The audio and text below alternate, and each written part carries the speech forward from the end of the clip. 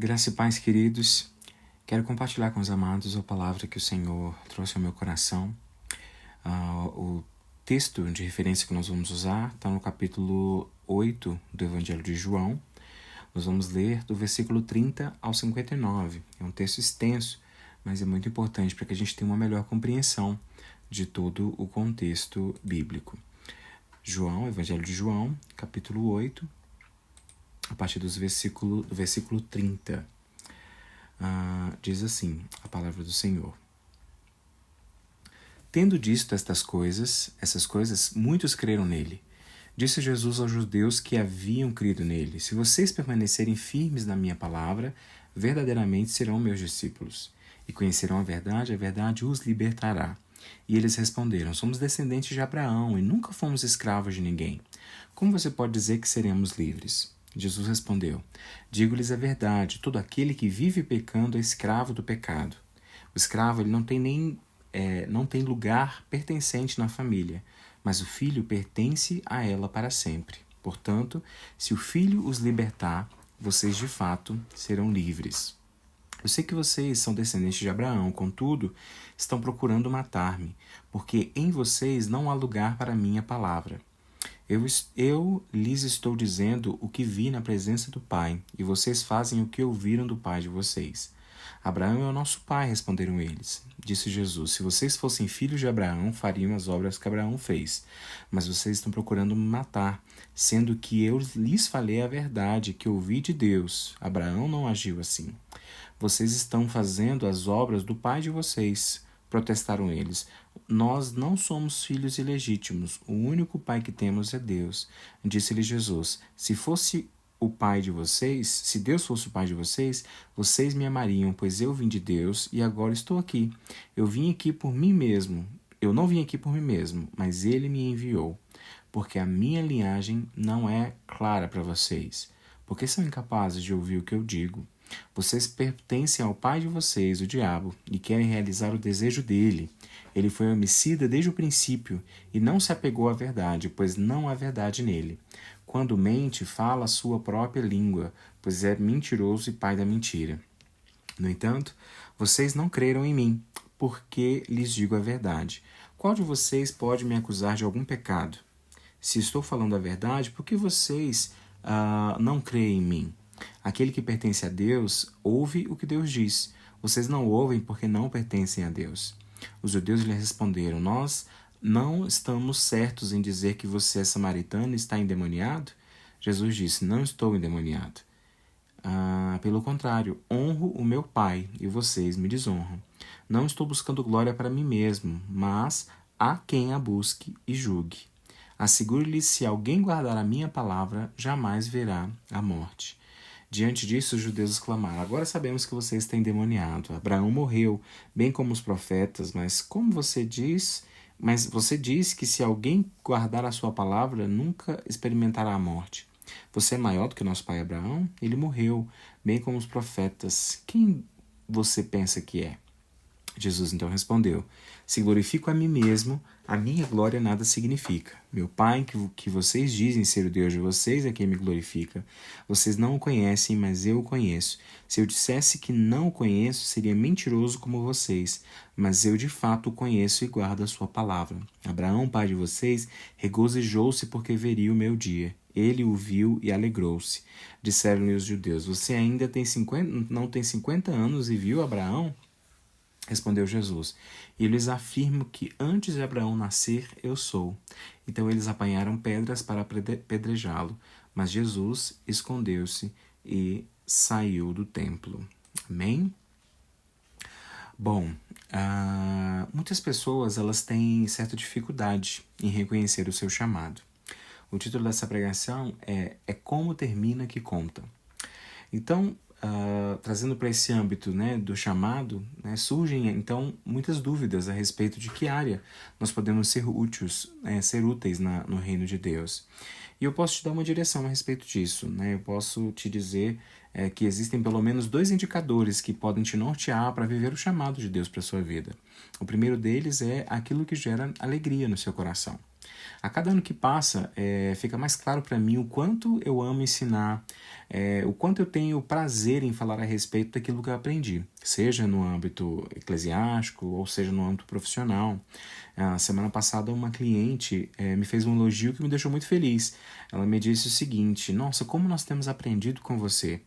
Nossa, Ellison, cada reunião, cada opinião que nós pedimos, você nos dá uma verdadeira aula de marketing. Então, nós buscamos uma solução, né, muitas vezes para você, e você vem com, né, dar uma verdadeira aula. E a gente consegue entender um pouco melhor, ter uma visão completamente diferente daquilo que nós estávamos vendo. E nós estamos muito felizes com essa parceria. Então, né, fiquei muito feliz porque isso demonstra, né, para onde, naquilo que Deus quer me usar, aquilo que Deus deseja me usar. Eu amo preparar as minhas aulas de ensino bíblico dominical, eu amo compartilhar os meus aprendizados à mesa, né? Aqueles que têm, que estão mais próximos de mim, que, né, me visitam, vão até a minha casa, me convidam para estar com eles. A gente sempre tem um momento muito gostoso à mesa e isso é muito, muito, muito bom. E isso revela, né, onde Deus quer me usar, né? Naquilo que Deus quer me usar. Mas esse é apenas um dos indicadores, né? Mas não apenas aquilo que te alegra é o que indica o seu chamado, mas também aquilo que te entristece, né? Eu li recentemente uma fala de um pastor muito famoso que dizia assim: aquilo que te causa tristeza indica a área que você foi designado a mudar. Então, não é apenas sobre alegria, mas é também sobre dor. Afinal de contas, quando as pessoas, né, não cumprem chamados tão pesados, né? Eu gosto de dar o exemplo da minha esposa.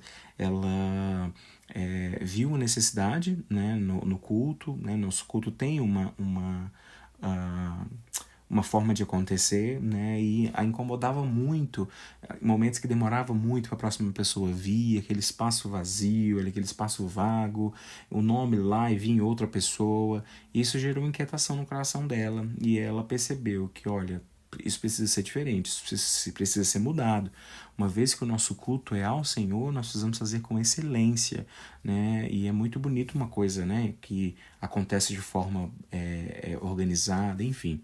E aí ela se dispôs, então, a cuidar um pouco dessa organização. Então ela faz a escala, ela chama o pessoal, ela organiza, né, quando o louvor está acabando, ela já tá de olho para a pessoa vir até a frente para acabar o louvor, ela já tá com o microfone para fazer a oração.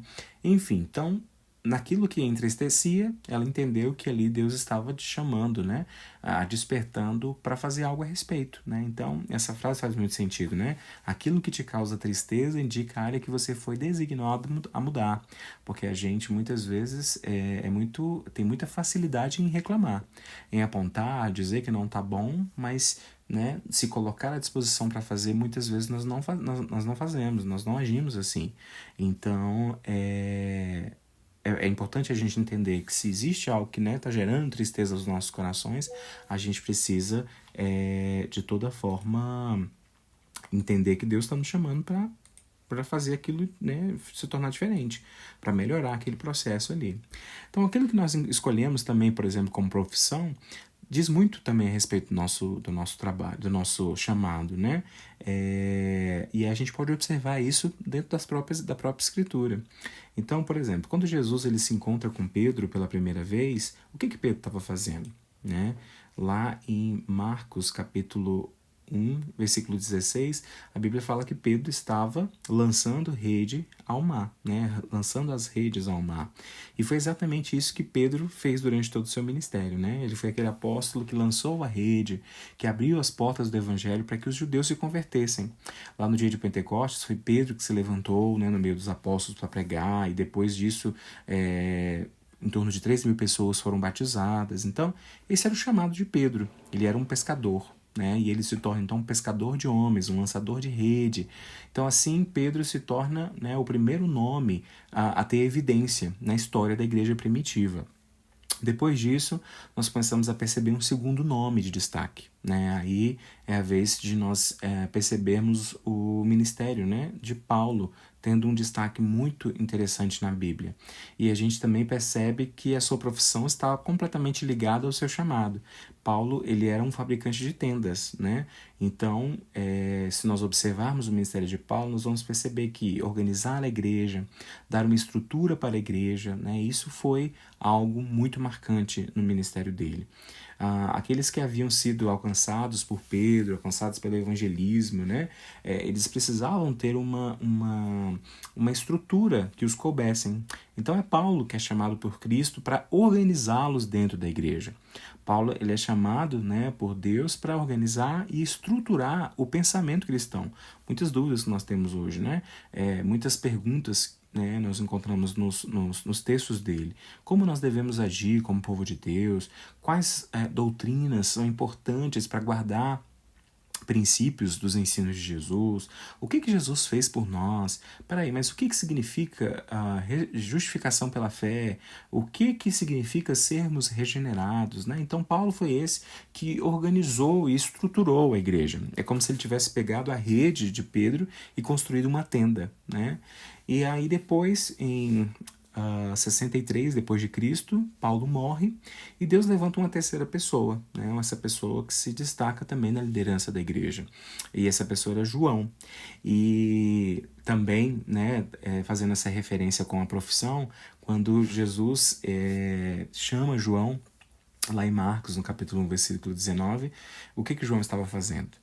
Ele estava consertando as redes. Então, se Paulo lança as redes e pesca homens, se Paulo estava construindo tenda, organizando a igreja, João é chamado por Deus para consertar essas redes. Ele foi o último, João foi o último dos apóstolos vivo. Ele contemplou toda, né, a história da igreja primitiva. Ele estava presente na pregação de Pedro, né, onde 3.000 pessoas foram batizadas. Ele estava em Jerusalém, na morte de Estevão, quando se iniciou, né, uma grande perseguição. Ele viu seu irmão Tiago, né, que foi o primeiro apóstolo a ser executado, a ser morto, ser preso. Então ele viu ele ser preso, ele viu ele ser morto. Ele foi um dos que estendeu a mão para o próprio Paulo quando Paulo iniciou seu ministério. Então, enfim, João ele conhecia muito bem a história da igreja. E ao olhar para tudo aquilo, ele começa a perceber que existiam alguns rasgos. Ele começou a perceber que existiam alguns furos, né, na grande rede, que isso estavam fazendo com que os peixes estivessem indo embora. Então foi a João que Cristo se revela lá na ilha de Patmos e ordena que ele escreva, né, advertências para as igrejas da Ásia Menor. E aí ele escreve para a igreja de Éfeso, né, a igreja que foi implantada por Paulo, que havia vivido um avivamento tremendo, mas que depois de alguns anos ele havia, né, abandonado o primeiro amor. Então é João que escreve, né, no nome de Jesus: lembre-te, pois, onde caíste, arrependa-te e volte à prática das primeiras obras. Né? Então, o que João está fazendo? Consertando as redes, dizendo: vocês precisam voltar ao primeiro amor, esse buraco precisa ser fechado. Né? Quando ele fala para a igreja de Laodiceia, né, ele percebe que aquela rede estava toda furada. E lá está João dizendo para aquele povo, né, arrependam-se, voltem a fazer aquilo que Jesus mandou que vocês fizessem, não fiquem mornos. Então, né, a gente se depara na primeira carta de João com pessoas que, né, ele falando a respeito de pessoas que faziam parte da igreja, que outrora estavam em comunhão com os irmãos, mas que tinham abandonado a igreja e abandonado ao Senhor. E aí, agora, além de, né, terem abandonado a igreja e abandonado o Senhor, eles estavam contra a igreja do Senhor. Eles tinham se tornado inimigos do Evangelho. E aí fica as perguntas, né? Por que essas coisas estavam acontecendo? Por que as pessoas começavam bem, mas elas não terminavam bem? Quais eram os buracos que existiam naquelas redes, né? Naquela tenda, na igreja, que as pessoas estavam saindo, e quando elas saíam com raiva. E a gente pode perceber a resposta disso no texto que nós, o texto base desse sermão, aquilo que nós lemos lá no início, né? Desse mesmo, né? O evangelho desse mesmo João. Então, o evangelho de João ele foi o último evangelho, né? E um dos últimos livros do Novo Testamento a ser escrito. E ele tem algumas características bem particulares do chamado de João. Se nós prestarmos muita atenção ao texto que nós lemos, nós vamos ver que esse povo que questionou, confrontou e tentou matar Jesus foram os mesmos que, horas antes, um tempinho antes, decidiram segui-lo. né? Então, o mesmo povo que decide seguir Jesus agora procura pedras para apedrejá-lo, né? Então, eles, né, no versículo 32 e 33, eles dizem assim, e conhecerão a verdade os libertará. Jesus fala para eles, né? Então eles vão e respondem: nós somos descendentes de Abraão e nunca fomos escravos de ninguém. Como você pode dizer que seremos livres? Né? Então aqui a gente precisa entender, antes de qualquer coisa, é que eles não estavam falando de uma escravidão política, mas de algo espiritual de fato, porque, afinal de contas, né, a descendência de Abraão ela foi mantida escrava algumas vezes, né? E então aquele povo estava se referindo de eles serem livres espiritualmente porque eles mantiveram a mesma fé de Abraão em um único Deus, né? E aí vem o confronto, né? Mas todo aquele que vive pecando, ele é escravo do pecado. Então aquele povo ele não entendeu que Jesus ele conhecia o coração de cada um deles, que ele estava chamando atenção exatamente para aquilo que era interno, o pecado que existia dentro de cada um deles, pecado esse que não era externado, mas que marcavam aquelas pessoas por dentro e, né, acabavam que esses pecados eram manifestados nos seus secretos. Então, Jesus, por várias vezes, né, nessa mesma passagem, né, adverte aquele povo, né, que não, declarando que não existe liberdade sem uma constância em continuar a conhecer a Deus. Então, não é a fé do começo que vai garantir que cheguemos bem até o final.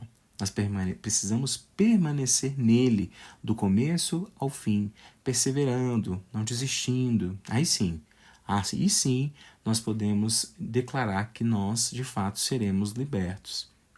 Então, trazendo para nós, né, muitos de nós estamos exatamente como aqueles judeus, que por terem uma vida de igreja, por fazerem parte de uma comunidade da fé, por professarem a sua fé em Jesus Cristo, já tinham o suficiente. Mas Jesus insiste em dizer que o problema daquelas pessoas era pecado, que eles precisavam olhar para dentro de si e reconhecer que existia pecado dentro delas. Um dia, queridos, a conta do pecado ela chega. Então, ter título de cristão não protege ninguém. O fato de ter as marcas de uma vida cristã, roupa de crente, música de crente, isso não protege ninguém. Porque o problema não é o que está do lado de fora, mas sim aquilo que está do lado de dentro, aquilo que está lá dentro.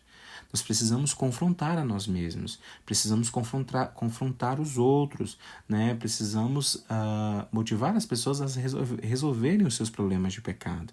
Mas nós preferimos muitas vezes acobertar, né? Nossos amigos, a nossa família, preferimos fingir que não estamos vendo e agimos assim porque nós achamos que estamos fazendo o bem, né, para aqueles que estão numa vida de pecado, quando na verdade nós estamos contribuindo para que eles continuem naquela vida, né? Nós temos que aprender que pecado é pecado. E nós temos que chamar o pecado de pecado, né? Pecado não é desvio psicológico, não é rejeição, né? Não é baixa autoestima, não é questão de temperamento. Hoje a sociedade está o tempo inteiro buscando respostas, né, para determinadas coisas, então muitas vezes chamando, não, mas ele fez isso porque ele deve ter algum desvio psicológico. Não, é pecado. É pecado, né? Independente. Ele agiu assim porque ele foi rejeitado pelos pais, independente da rejeição que um dia ele sofreu. Os seus atos maus, ruins, continuam sendo pecado. É porque tem uma baixa autoestima, então precisa de palavras de aceitação, por isso que caiu nas lábias daquela mulher, por isso que caiu nas lábias do homem. Não. Pecado continua sendo pecado, né? Então a gente precisa ter consciência disso. E aí lá no versículo 59, diz assim: então eles apanharam pedras para apedrejá-lo, mas Jesus escondeu-se e saiu do templo. Aqueles que creram, né, tornaram-se então aqueles que apedrejam. E por quê? Porque eles não pararam para resolver os seus problemas. Mas a mensagem aqui não é, né, assim como foi a mensagem de João, não é de condenação, mas ela é de esperança. É um sacudir, na verdade, nas nossas vidas para nos dizer: ei, acorda, ei, desperta, existe conserto, existe esperança, existe vida. Então ainda dá tempo de se corrigir, ainda dá tempo de rever, né? Nós precisamos fazer diferente do que esses judeus. Nós precisamos aprender a aceitar o confronto, precisamos nos arrepender Nós somos maus, a gente implica com pessoas, a gente muitas vezes até fala mal de outras pessoas, às vezes a gente, sabe? Então a gente precisa, né, nesse confronto, né, a gente precisa se olhar, se confrontar. Às vezes a gente é confrontado por outras pessoas, né, e a gente também precisa se arrepender. Né? Então precisamos abandonar o pecado. Então guarde a palavra do Senhor no seu coração, né, para não pecar contra o nosso Deus. Nós precisamos guardar a palavra do Senhor nos nossos corações. Então é tempo, queridos, de consertar as redes. É tempo de olharmos para dentro de nós sem arrependimento. Né? Se, né, não houver arrependimento, não vai haver remissão de pecados. Então, precisamos olhar para dentro de nós e nos arrepender. Né? Se vivemos uma vida de mentira, precisamos consertar isso agora, em nome de Jesus. Se temos uma vida dupla, né, em um lugar é de um jeito, no outro é de outro, em casa, na igreja, na frente das pessoas da igreja, um comportamento, na frente das pessoas do mundo é outro comportamento, precisamos consertar isso agora. Se a vida de sexo ilícito, precisamos consertar isso. Inveja, queridos, de outras pessoas. Isso é muito terrível, né? E às vezes a gente olha isso assim com olhos... Ah, não, mas não é um pecado tão terrível. É um pecado, é pecado. Ira, rancor, ressentimento no coração, nós precisamos consertar isso agora. Né? Não podemos ser como esses judeus que começaram na fé, mas terminaram com as pedras nas mãos. Né? Na verdade, não é a fé do início que vai garantir que a gente chegue bem no final. Na verdade, é como termina que conta. Deus abençoe a todos e que possamos refletir e nos arrepender e trazer conserto para a nossa vida, para as nossas vidas, em nome de Jesus.